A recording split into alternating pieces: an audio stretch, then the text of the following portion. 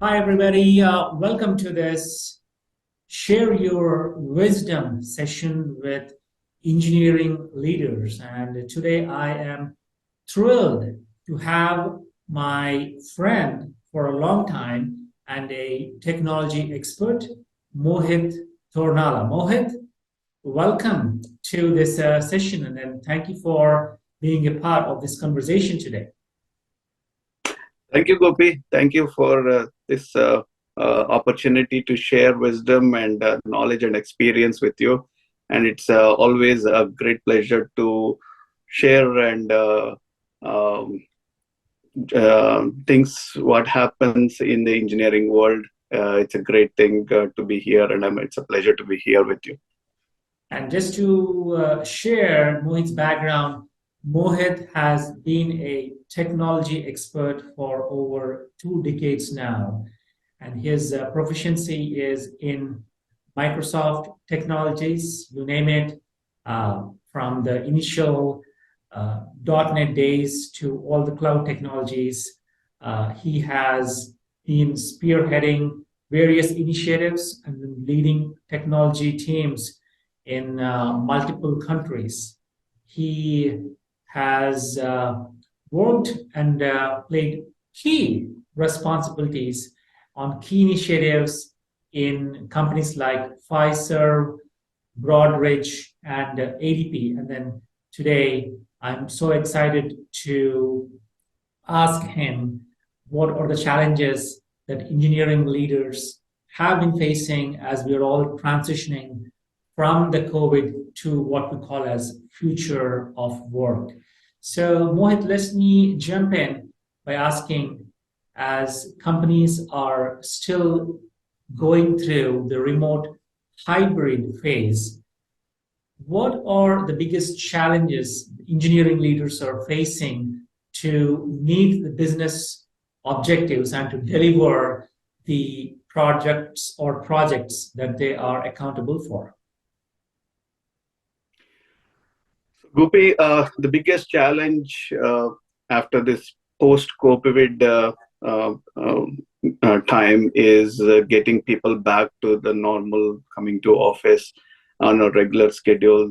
That has always been a challenge to get the team come to office and work as a team like pre-COVID season or pre-COVID times, I would say. So just before, just when COVID started, and when we got notification from our head office that we will be working remotely, it disturbed a lot of people. Like, hey, this working from office, so we get to meet people and collaboration and all those things have been traditional for years. And suddenly, when we started working from home completely 5 days a week, uh, initially it was little time. It took time to adjust because they like to work from home. Some people are not used to working from home when nobody is there at home. Everybody has gone, and at the same time, because of the COVID, there are family members also working along with you, and seeing them at all the time was also a challenge with especially when employees had young children. But then once the COVID pandemic ended and we wanted people to come back to office, it's already been like more than a year and a half, 2 years working from home. As you know, human psychology is that you adapt for a period of time, and change would be is not easy for a human psychology. So we had the challenge bringing them back to office, and some of them were very few of them were very interested to come back or enthusiastic to come back. Some of them had to adjust their uh, work life balance, especially with family and children. So that was the biggest challenge to get people back. We're still struggling, but I think we are in a good spot right now. Like, people are showing up back in offices. Understand, Mohit. And as everybody's going through this transition, what are some of the key tips you would share which has helped you or which would help engineering leadership to keep the bond with the team, increase their rapport, and also motivate them towards ensuring productivity and efficiency? One of the things which I have personally have done and my colleagues have done in my and my level has been that to be available for every level at every team meetings, every even though you're not required to be there, we made sure that we are always being available and attend all possible meetings. Not that we wanted to do micromanage or like see who is coming, who's not coming, who's con. It's not about that, but to set an example that hey, the example starts from higher up. Like we bought. I mean, our senior leaders came first to the office before any of the employees have been told to come to the office. Once the senior leadership started coming to office, then after few weeks, then they trickle down to the next level and the next level and the next level. So it was important for the leaders and managers and mid-level managers to be able to be available, attend all the sessions, and like not just attend. It's like you are actually there, video call, like you as if you are actually present. So that made them like hey, there's some going on. It is more motivating to come to office and talk in person to person, um, and inspire others to come to the office, so that there is a lot more activity and fun and collaborate, and just for a change as well. Like staying in a home for 2 long years was not an easy thing for anybody to just work from home. So there is a place to come out, and that was the key for our leaders and also our managers. Understand. And as leaders stretch to maintain their leadership in inspiring, motivating the team members towards meeting objectives, what do you see as some of the key points to draw a fine line between flexibility, understanding, empathy, and also, hey, at the end of the day, meeting the objectives where the empathy is not taken for granted? So the team, I would say it starts with trust, right? Um, we it's not more of like taking for granted or empathy. It's about trusting. A lot of factors comes into that trusting. The number of years the employees have been with the company, the knowledge they have, and the easy to work. So it depends on person to person. But at this, as a leaders and managers at my level, at least we have our employees your team members first. That's number one thing. Um, but it comes with a cost. Sometimes things don't happen the way you expect. That's when your leadership comes into picture, that you are taking the risks of falling not up the mark.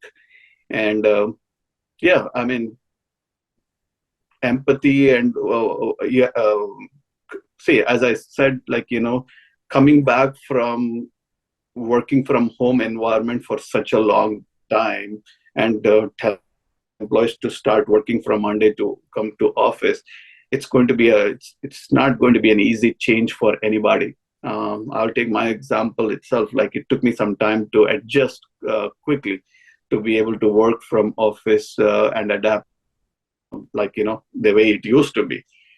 So you have to give some flexibility in there. Flexibility is time. Time is the essence. Some people take quickly. Some people are very eager to come back. Some people need time to adjust to their family needs. But at the end of the day, your team members will deliver. Those have been there with you for in good times and in difficult times during project deliveries. So you have to trust that they will turn around at some point of time. Right. Very good points. And moving on to the segment, Mohit, where people are growing in their careers, transitioning from a, a mid to senior role and a senior to a principal role. What are some of the tips you would give them how to transition from a tech lead to an engineering manager role during this uncertain times, wherein there is no things like formal training and then formal performance appraisal. There are several things like that which are yet to come back to place. So, in that situation, what are some of the tips you have for people transitioning higher up in their career? So a person who is transitioning from an engineering role to a early management role, that's where the most crucial part is. That's where you learn a lot of leadership skills. Obviously, you'll have a lot of patience and perseverance, and that's when you will be tested from from frustration or not getting things happen the way you would expect things, or not happening the way you would work on those engineering tasks exactly. So that's the most challenging or crucial period for a person who is transitioning from a technical role to a managerial role. If you sustain that, you learn those leadership skills. That's the most crucial time when a person learns the leadership role and gains a lot of wisdom and how to work with people. The only thing I would suggest at that is to have patience. Mistakes will happen. Take it on the face, and you you judge. I mean, you should judge your risk. Like, how much risk can you take, especially on projects? If you are not sure about it, you may want to buffer some additional time for yourself to deliver, just so that you to face those situations, unexpected situations, where things don't happen on time. Could be somebody is sick, or some things did not go well, or somebody is not left the team. You need to choose quickly. So there are lots of things at that stage. A person who is going higher up in the management, who's already in the management, would probably be not that difficult in terms of the people skills, I would say. But what I would say at that stage is with technologies, what's happening in the market, where the team will have to be taken the direction, what new technologies we should be focusing on, or at least the team should be trained on. Those things would come into picture at that higher up level.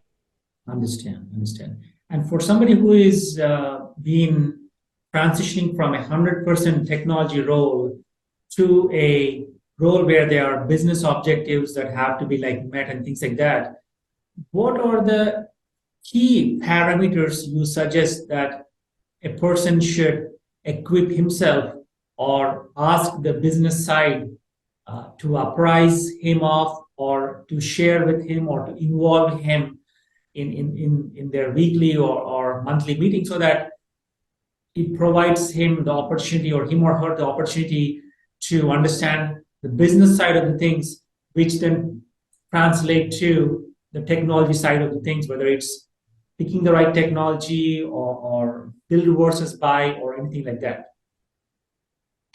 Good question, Gopi. So the person who's transitioning from a tech role to a managerial role, right? Uh, Bottom line in one word is you have to be a jack of all trades. What that means is that if there is a need to, like, roll up your sleeves and uh, do some code, just because there is nobody available, you should be able to do play that role when in your transitioning phase. At the same time, you also should be prepared to wear like a managerial hat and manage resources and take on more. I mean, that's a crucial period where you will be tested over and over and again. One thing I would say is don't be afraid of failures.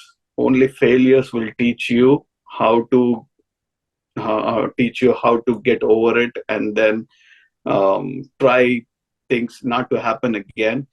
So don't be afraid of failures. Failures will happen, mistakes will happen, and it is just a stepping stone for you as a transitioning leader or a transitioning manager, whatever the role you are stepping into.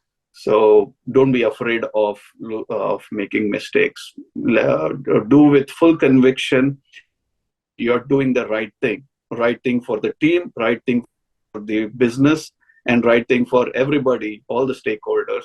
And this is what I believe, that this is what we need to do.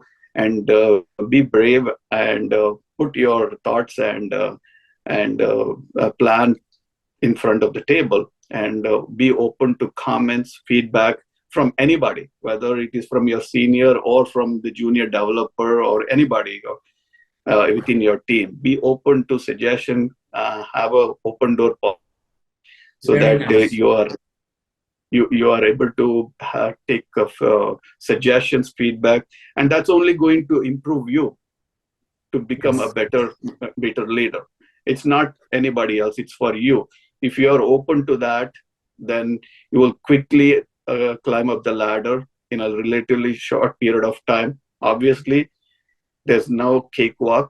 There will be failures, and you face them, and then you will be a successful leader. Very nice, Mohit. Thank you for sharing that. Now, also, as somebody transitions from a lead to a manager, there's also change in his phase of life and age. So at that point of time, as somebody is progressing through that career shift, age shift, phase of life shift, what do you suggest as some of the things that he should be cognizant of in terms of his competing with Gen Z, who have more energy and who are sharper and who are coming in with different expectations, not just technology wise, but also expectations wise? Uh, but to simplify, how should a transitioning or progressing technologist should compete in a healthy way with the Gen Z to continue adding value and to be acknowledged and rewarded for his performance? Very good question. This is something that a lot of people are going through, like me as well. One word I would say is empowerment. The new generation or the current generation who is coming up have a lot more ideas, lot more creative ideas, and everybody is thinking out of the box, coming up with, and technology is changing so rapidly. So one word is I would stress on is empowerment. And as as a transitioning leader, and at the same time you want your feet in the water, you want to give them the opportunity to explore and do different things. And I mean, obviously there will be some things which is out of the way, but you never know what comes out of it, like how they think, how the new generation thinks. You have to, as a leader, you have to take that that much risk, not a risk, I would say leverage for them to be able to do their own way.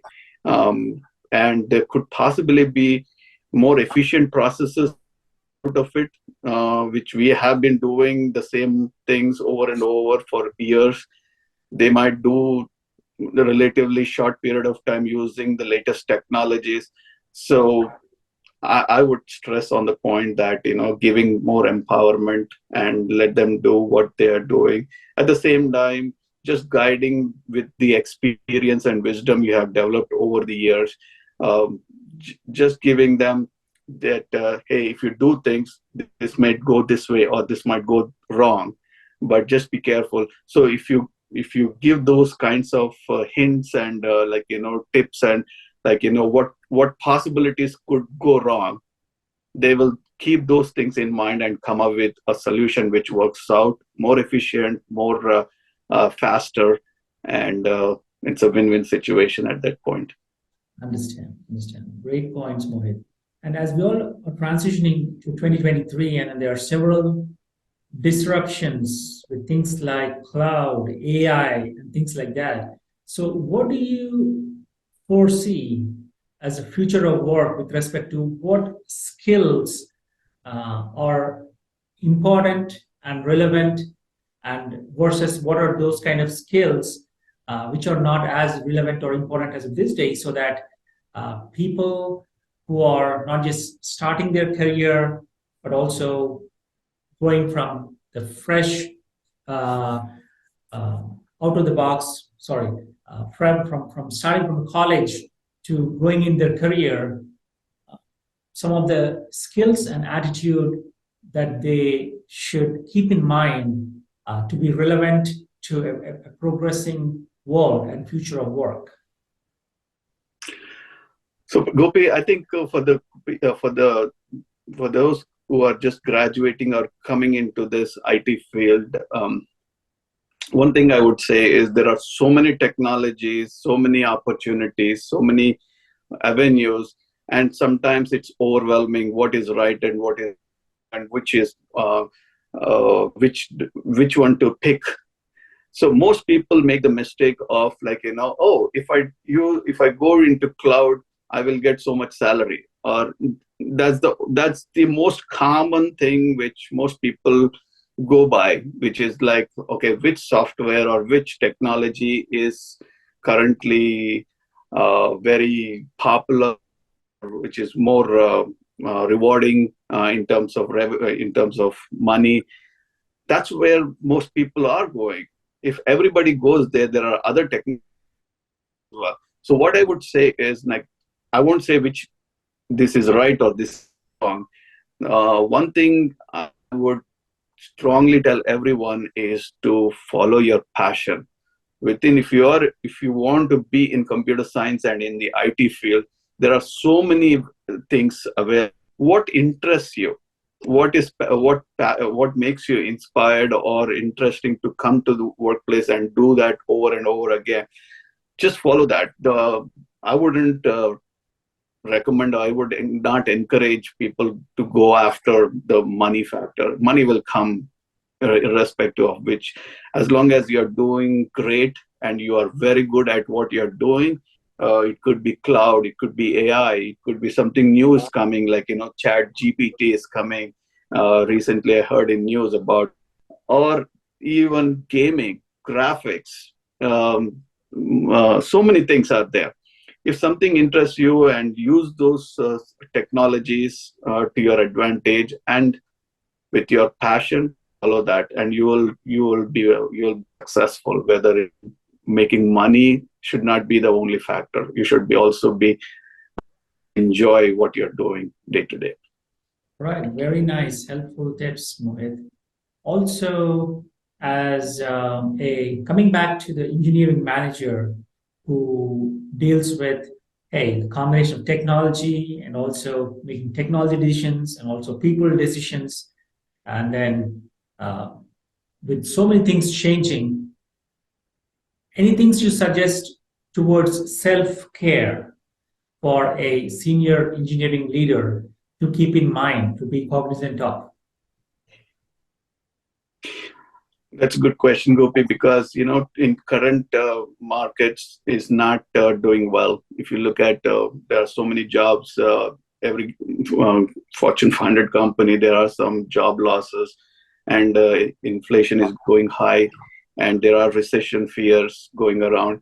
The only thing is to take care of yourself. What that means is, as long as you are on top of the things in the area of the field, or whether you are in cloud as a cloud developer or a practitioner or even an architect, whatever field you are, keep doing what you doing and always keep up to date. Um, that that nobody can take away that from anyone. Even if, if somebody loses a job, because not because of you're, you're doing wrong or you're not delivering. It's just because the business is that way, and the whole market is that way. It's not about you. It's so nobody is going to take care of you except for you. So invest in you, learn, keep the up to date technologies, learn new things, follow your passion, obviously, which is most important. I tell all the newcomers who join our company is that, hey, are you really interested in the database, or are you interested in front end? What is your interest? I try to find out what is their passion, because sometimes at that age you don't know what your passion is. That's one of the difficult things. They have a passion, but sometimes they'll not be able to figure out, oh, I like this, I like that, I like this also, but I don't know, sometimes I like this.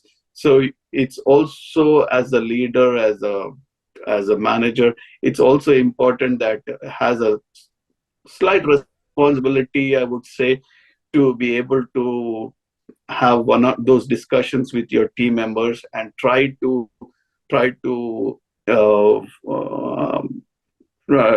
find out, like, what passion, what their passion is, hobbies are.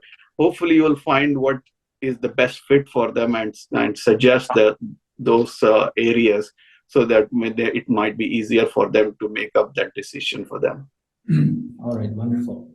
And as we are concluding uh, this panel, Mohit, and I appreciate all the valuable insights that you gave. With the economy, how it looks like, the market conditions, how it looks like, engineering managers are further accountable to deliver more with leaner teams, shrink budgets as such. So, what do you suggest to engineering managers this year to keep in mind, so that, hey, that they still deliver with leaner budgets and then leaner teams? So this I think this problem is going on in every company right now, with team shrinking and job losses, and yet it is expected to deliver. So the first thing is, you do your best. Obviously, you will be expected to do more than what you have been doing. You do your best, not that breaking point that you will do, but what I would suggest is what else you can take, and then be able to be voluntarily take up things. Apart from that, from a engineering leaders wise, obviously, with a resource shortage, whether it is number of people or tools or whatever it is, with all the shrink budgets, obviously you cannot do all the projects in hand. So as a leader, that's when your communication skills and your convincing skills will come into picture, where you will reprioritize the projects. Hey, there are 20 projects we need to do, which is active projects. What are the things which you think that, are revenue generating or high priority, or strategic point, from a strategic point of view, which is very important for the team and for the company? So you would have to have those negotiations with the business team and reprioritize what's most important. I would not say that what's not important take off the list, but it will go back into the low priority or a backlog list. And when things change, who knows, in the next summer or things might change, and then uh, market starts coming back, you may rehire and then get those projects back into active projects. So one of those things, as a leader, as a manager, I said that this is where your communication skills, negotiation skills will come into picture, and we get an opportunity to be able to tell and be transparent, like what can we do, what can we deliver, and what are the risks involved. Being open to the business teams as well as your own engineering team, um, and expecting more from them as well. So that's one thing I would say. Yeah. Understand. And as a part of the same situation, Mohit, quite a few engineering managers are also in that sensitive situation where they are told to, hey, cut your team size by this much percentage because of the shrinked budget and things like that. So, in that unfortunate situation, what are your what do you suggest to engineering managers? Hey, how to communicate to the team that hey, that their position may no longer be there, and then it's still okay that hey they did their best, and then what can how can they make their experience any better during their unfortunate situation of having to like transition out of the company? Yeah. So one thing is that nobody is indispensable, right? Yeah. So that everybody has to know, or at least it's understood that everybody is indispensable. And as a team leader or engineering manager, leading a team, one thing I've been doing very clearly with everybody is that being trans how things are. I mean, whether shrinking budget, hey, we have 20% less budget than last year, and expect less, or sometimes some cuts. It could be anything. It could be your bonus cut, or it could be it could be some people maybe leaving. So being open and communication, not that you specifically pointing out to somebody else, or uh, um, open to I mean, same for everyone, that communication, being a transparent communication with everybody. So it's, as an individual, you are responsible for yourself at the end of the day. So what that means is that, okay, looks like there is 20% cut in the budget. To reach that goal, obviously there might be some people going out. So that's something, a message you don't have to give directly, but it is something that you're giving a message, telling them that there is a possibility that this might happen. So as an individual, you know that this is coming, and you have to be responsible for yourself. I tell, obviously nobody wants to be be biased to somebody, or or somebody's making so much money, why. It's not about that. At the end of the day, we'll see that how can we minimize the impact to the team without having to jeopardize any of the projects work or the morale of the team. Keep that minimum impact to the team. Understand. Understand. And then on the flip side, Mohit, there are some managers who are also right now facing a different challenge where in the midst of this layoffs, they are having to hire people, and then with inundated job applications and things like that, they could be facing a different challenge of having to shortlist and hire the right people. So, what do you suggest to those managers as to how to possibly shorten their hiring cycle, and then how to possibly filter the A players from a larger bunch in that situation? So, this is a big challenge to a lot of managers, especially hiring managers, to find the right candidate for the role you're looking for. Obviously, you will not find 100% fit for the role, and there will have to be some flexibility from both sides, from the company side as well as from the person who is getting hired, to be able to be open to learn new things and willing to do few things outside of his comfort zone. At the same time, the company is willing to give some flexibility to and time. Basically, time is the essence, right? For the new hires to be able to give some time to be able to learn. So, having said that, to minimize the hiring cycle when we need resources, obviously we look for, like, certifications. At least that gives an edge over at least the first filter, um, and the background of education. Like, see, we look for sometimes the where did the person graduate from? Did he graduate? It's not about what area or what major you have done. It's not about that. It just tells us that this person has consistently went 4 years to college and completed, and he knows the importance of, like, being there. So that is a very crucial parameter. I wouldn't say crucial, but that is one of the parameter which will tell more about the candidate, that hey, it does mean that it's not just like learn, finish, and go. It's not like that. Like, to finish graduation, you are consistently went for 4 years, and it doesn't depend on what major you have done. Obviously, I told the certifications plays a role. Second thing is past experience, like, background is in financial, in, or like, in a health, whatever the area of field you're looking for, does that have a relative experience. So even before the candidate it comes for an interview, there's a lot of things which goes through the process, which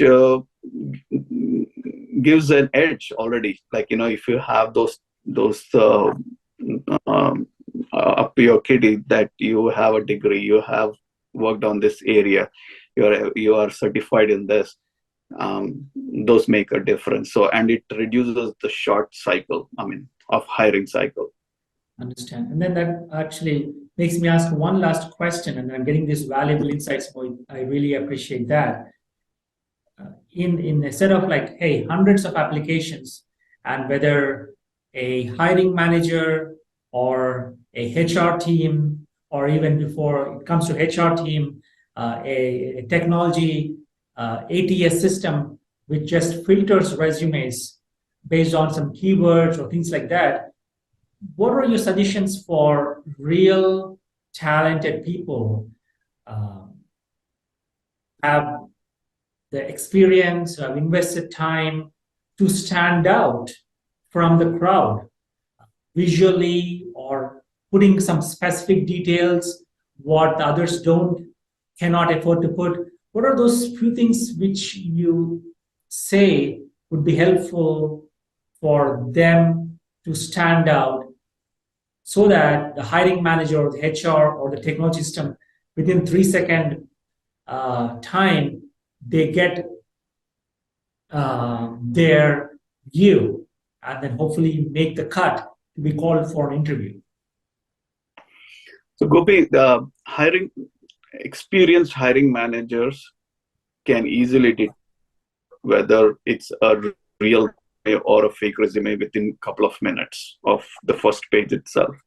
So the first impression is your resume. How much can you attract a hiring manager within the first 2 to 5 minutes of somebody looking at your resume? Some resumes are long, some resumes are very short. No right or wrong. I have hired a developer back in my previous company who had half a page of resume, but technically he was super excellent, or like, par excellence. But so does not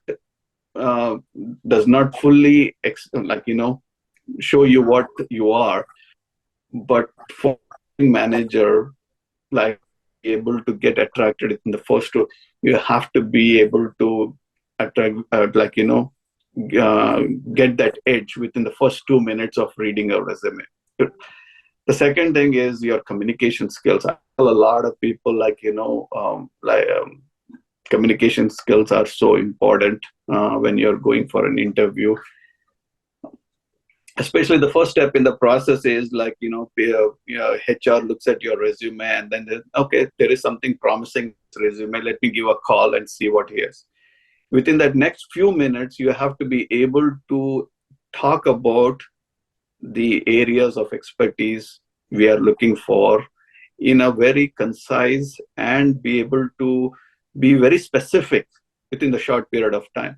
These two are the key points. And once you get to the hiring manager, and then then you get the more time to be able to interview you, and more time to be able to judge your expertise and share more. So the first few minutes of it are the crucial. First, to having to be able to grasp your resume, and the second one is your first call with your HR manager to be able to explain those keywords, hey, I'm a DBA database expert. Okay, what you have done? Hey, I've done created packages, I have created triggers, I have created a database with tables, everything, and I also did data migration.